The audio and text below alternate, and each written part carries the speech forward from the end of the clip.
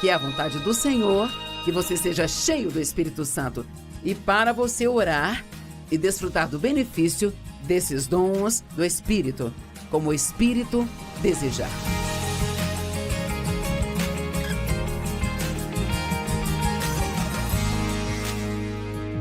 Obrigada por estar comigo hoje no Desfrutando a Vida Diária. E o que eu vou compartilhar com você hoje definitivamente te ajudará a aproveitar mais sua vida. Deixe-me fazer uma pergunta. Você quer viver uma vida natural, assim como todo mundo vive? Ou você quer viver uma vida sobrenatural? Eu tenho ensinado, e este é o 4º dia, sabe, sobre os dons do Espírito Santo. Eles são maravilhosos. O triste é que muitas pessoas realmente não sabem quase nada sobre eles. Vou te dar um exemplo. Quando eu era adolescente, o que já faz muito tempo, mas quando eu era adolescente, eu tinha um carro que não tinha direção elétrica. Na verdade, os carros não tinham isso. E não havia freios ABS, nem janelas elétricas. Você não tocava um botão e a janela descia. Você tinha que girar a manivela para o vidro descer.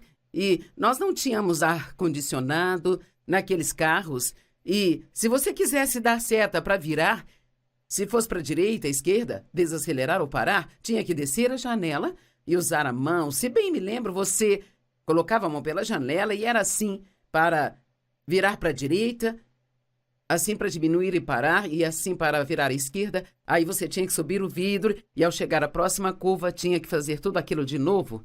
Bem, é mais ou menos assim que é viver sem esses dons do Espírito. Agora, se você fosse comprar um carro e você pudesse pegar um com todas estas funções elétricas, janelas elétricas, freios elétricos, direção elétrica, você iria querer um com toda essa potência?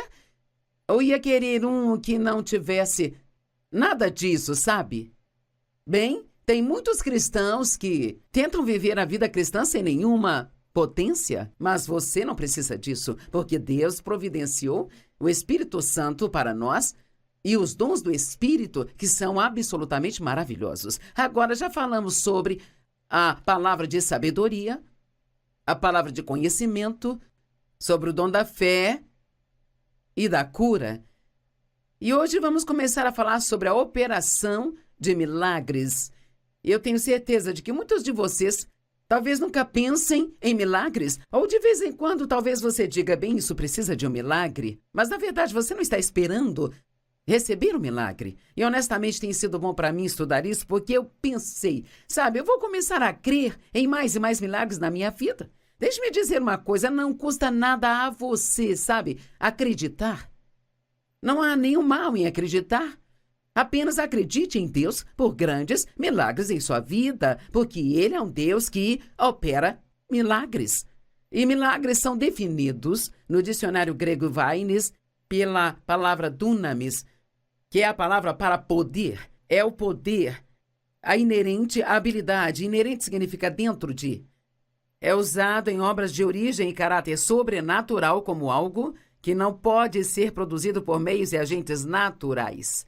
A palavra pode ser usada para incluir milagres, tanto físicos quanto morais. Eu fico muito feliz que diga isso, porque eu realmente creio que nós vemos mais milagres morais do que milagres físicos, e eu acho que deveríamos ficar muito mais animados com eles do que nós ficamos. Quando lemos a Bíblia, vemos Jesus fazendo muitos milagres, sabe?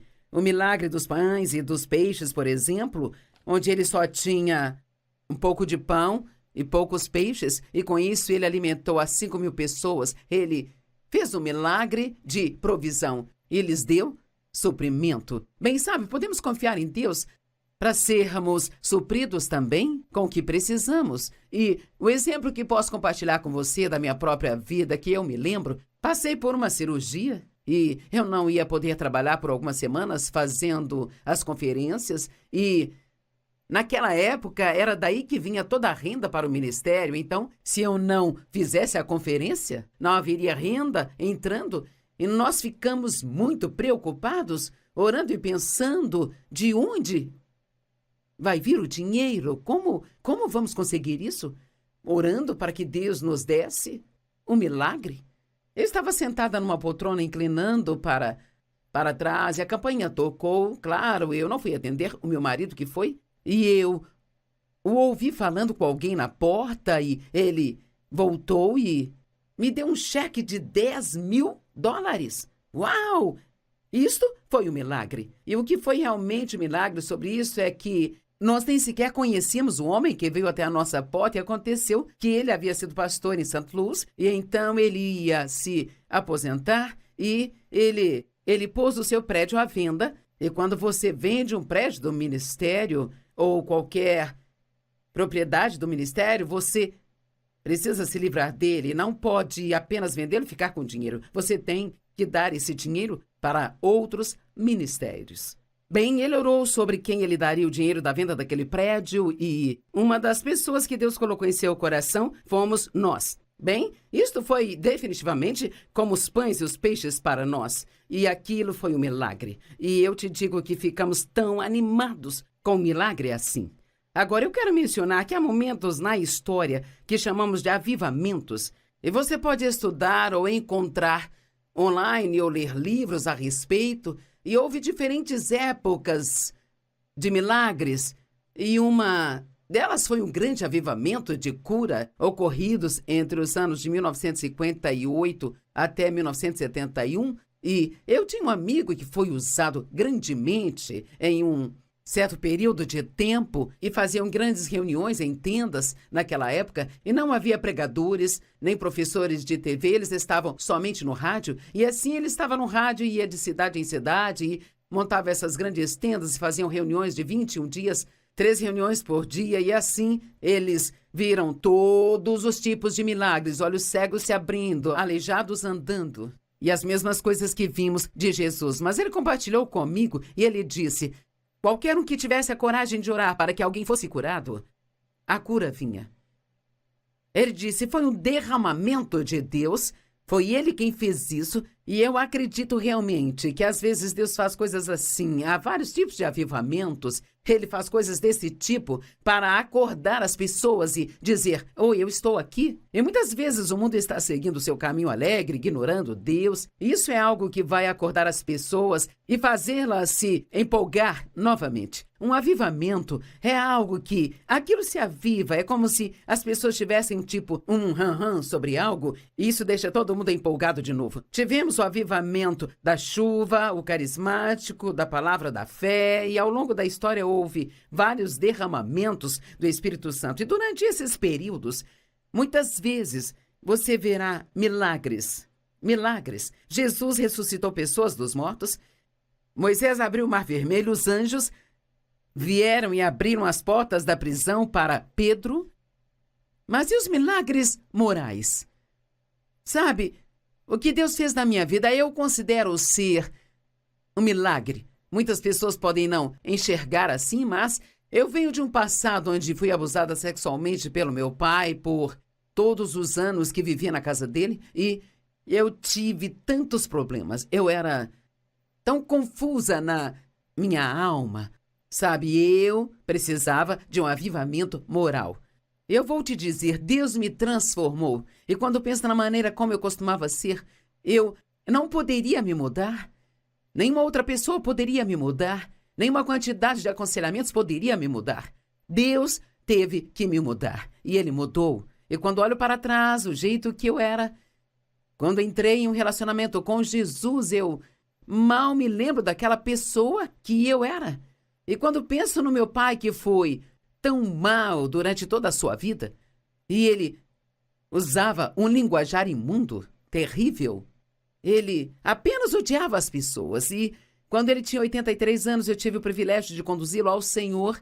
Não vou entrar em detalhes, mas foi uma grande honra poder fazer isso, sabe? Dave e eu, nós o batizamos. Eu vi uma grande mudança naquele homem. Isto não foi nada senão um milagre moral. E imediatamente ele parou de usar palavrões. E aquele homem que tinha sido tão mau, na verdade, tornou-se um homem muito doce.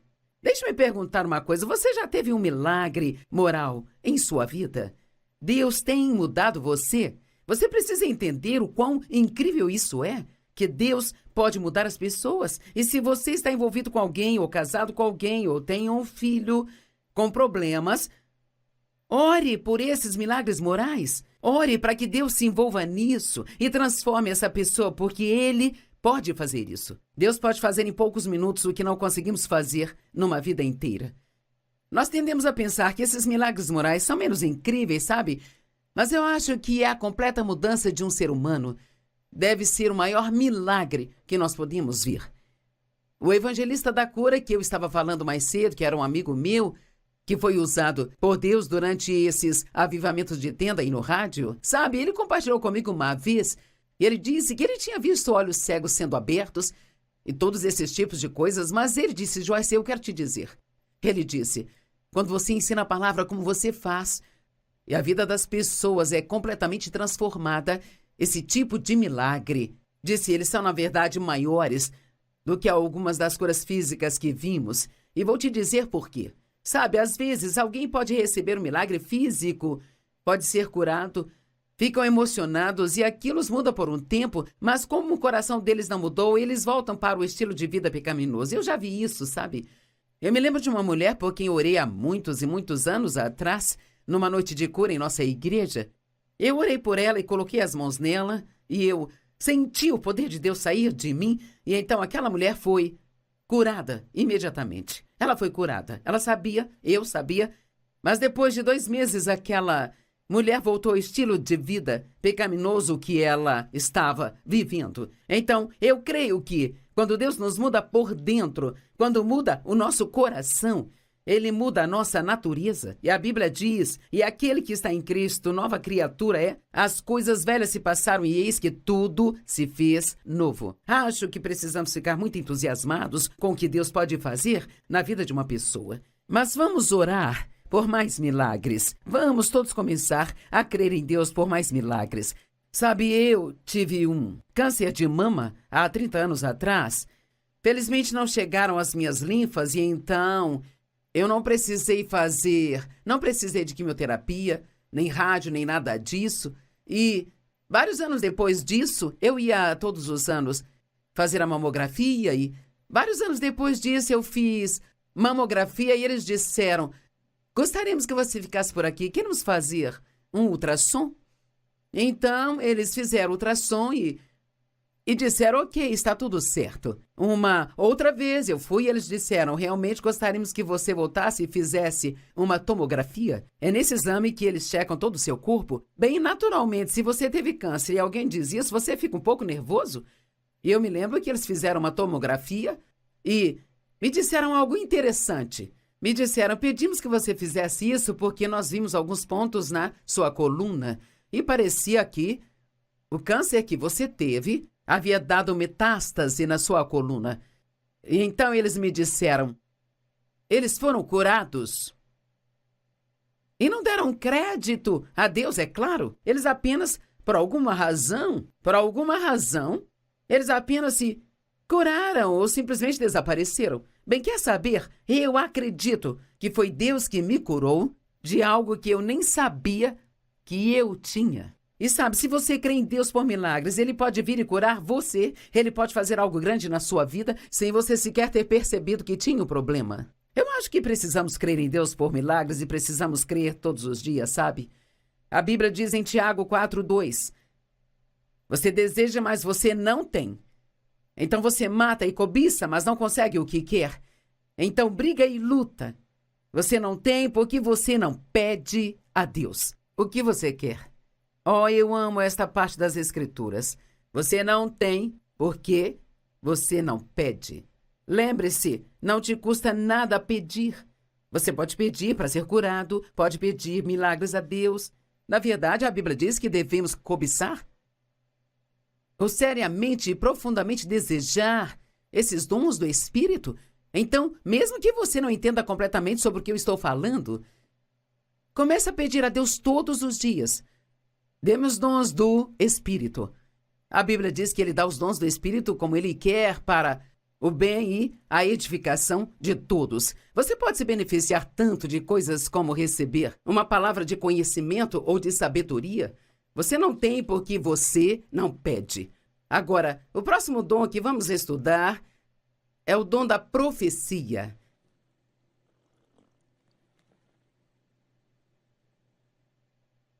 ou da visão profética. Aqui está a definição. Efésios 4:11. Bem, não é uma definição ainda, mas uma escritura. Ele distribuiu vários dons. Ele mesmo levantou e deu homens para nós, alguns para serem apóstolos, mensageiros especiais, alguns profetas, pregadores e presbíteros inspirados, alguns evangelistas, pregadores do evangelho, missionários viajantes, alguns pastores de seu rebanho e alguns mestres. Então, Deus não nos deu apenas pregadores ou pastores, mas veja, ele também deu profetas ao corpo de Cristo. Agora, ao ler o Velho Testamento, você lê muito sobre profetas. Havia muitos profetas e, de fato, era assim que as pessoas ouviam de Deus. Deus falava com os profetas e os profetas falavam com o povo aquilo que Deus disse. E eles eram tão importantes que até mesmo os reis sempre tinham um profeta ao qual eles iam para saber o que Deus estava dizendo. Devemos ir para a guerra, não devemos ir para a guerra. Eles realmente não gostavam de fazer nada sem ouvir aquilo que o profeta tinha a dizer. É um pouco diferente de hoje, porque todos nós temos o Espírito Santo dentro de nós se você nasceu de novo e, por causa disso, você pode ouvir Deus. Uau! Isto não é tremendo? Você pode ouvir Deus, mas ainda assim há profetas hoje. Existe o dom de profecia. E nós vamos dar uma olhada nisso. Profecia, a definição, no grego Vines, a divulgação da mente e o conselho de Deus. A divulgação da vontade de Deus, ou a declaração daquilo que não pode ser conhecido por meios naturais. Um verdadeiro profeta pode dar uma palavra de Deus e será sobre algo que ainda não aconteceu, mas que ainda vai acontecer. O mestre da palavra de Deus cumpre parcialmente esse papel uma vez que a palavra de Deus é a vontade de Deus. Se ele estiver falando a vontade de Deus, por pregação e ensino inspirados, ele ou ela pode ser considerado como quem profetiza a palavra do Senhor. Então, em certo sentido do significado desta palavra, eu estou profetizando para você hoje, porque eu estou te dizendo que é a vontade do Senhor que você seja cheio do Espírito Santo e para você orar e desfrutar do benefício desses dons do Espírito, como o Espírito desejar. Em outras palavras, ele os dá a pessoas diferentes, de maneiras diferentes, em momentos diferentes, mas podemos confiar e crer em Deus para nos dar o que precisamos, cada um deles, cada vez que precisarmos. Atos capítulo 21, versos 10 e 11. Novo Testamento, o Espírito Santo havia sido derramado, os dons do Espírito estavam fluindo na igreja, e havia um homem chamado Paulo, na verdade era Saulo, e ele estava perseguindo os cristãos e batendo neles e levando-os até mesmo para serem mortos. E ele, na verdade, achava que estava fazendo o serviço para Deus, sabe? Porque ele achava que Jesus, ele era um falso profeta. Ele achava que tudo o que estava acontecendo era contra a religião do Antigo Testamento, porque eles estavam acostumados com a lei, e aquilo veio pela graça. Bem, Deus tocou a Saulo de uma forma milagrosa e mudou seu nome para Paulo, e ele ficou cego por um certo período de tempo. Atos 21, 10 e 11. E então, depois de estarmos lá por vários dias, um profeta chamado Ágabo desceu da Judéia e, vindo até nós, ele pegou o cinturão de Paulo, amarrou suas próprias mãos e pés com ele e disse: o Espírito Santo diz, desta forma os líderes judeus em Jerusalém amarrarão o dono deste cinturão e o entregarão aos gentios.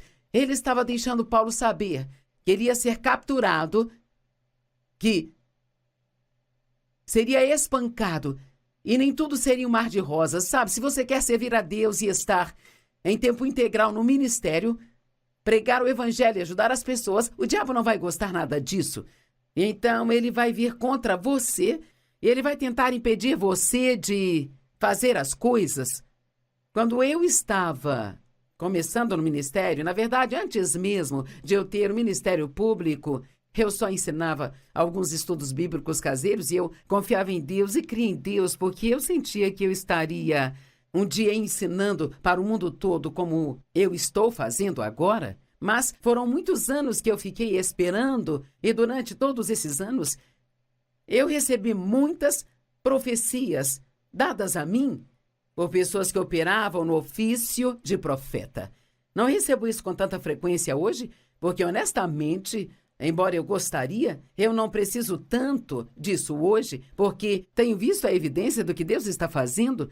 Mas quando eu estava tentando me agarrar a esta visão que Deus deu a mim, Ele me encorajava, enviando pessoas diferentes que profetizavam sobre as coisas nas quais Deus iria usar-me e eles me impediram de desistir, sabe?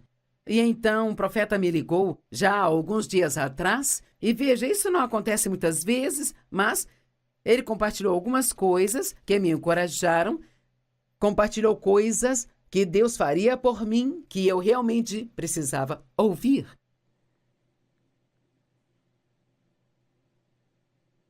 E em 1 Coríntios 14, Paulo dá instruções sobre como os dons do Espírito devem operar na igreja.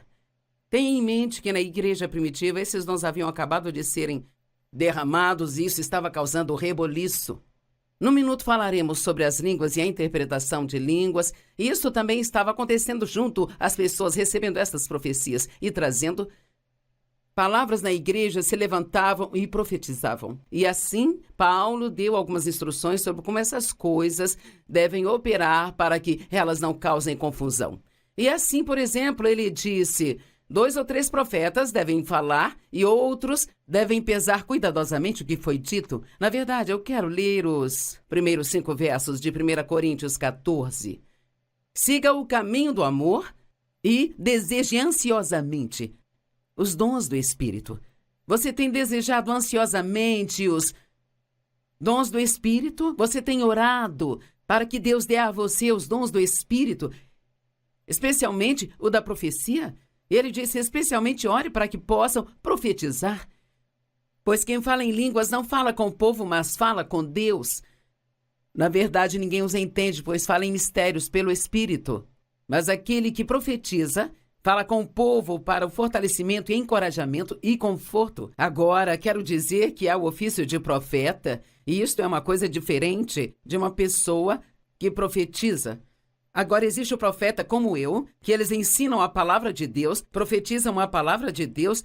Pode ser alguém que traz uma palavra de encorajamento, mas isso não é como operar no ofício de profeta. Paulo não nos diz para orar, para sermos profetas. Ele diz, orem para que vocês profetizem. Ele queria que as pessoas entendessem o que estava sendo falado. Aquele que profetiza fala com as pessoas para seu fortalecimento, encorajamento e conforto.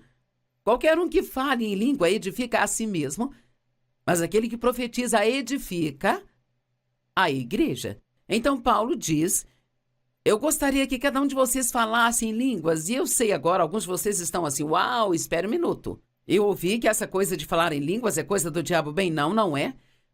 Paulo disse, eu gostaria que cada um de vocês falasse em línguas. Paulo disse isso e ele escreveu 2 textos do Novo Testamento. Eu gostaria que todos vocês falassem em línguas, mas eu prefiro que vocês profetizem. Eu prefiro que vocês divulguem a vontade de Deus a partir da sua palavra. Aquele que profetiza é maior do que aquele que fala em línguas, a menos que alguém o interprete, para que a igreja possa ser edificada. Uau! Com certeza alguns de vocês nunca ouviram falar disso e estão falando, uau! Do que será que essa mulher está falando?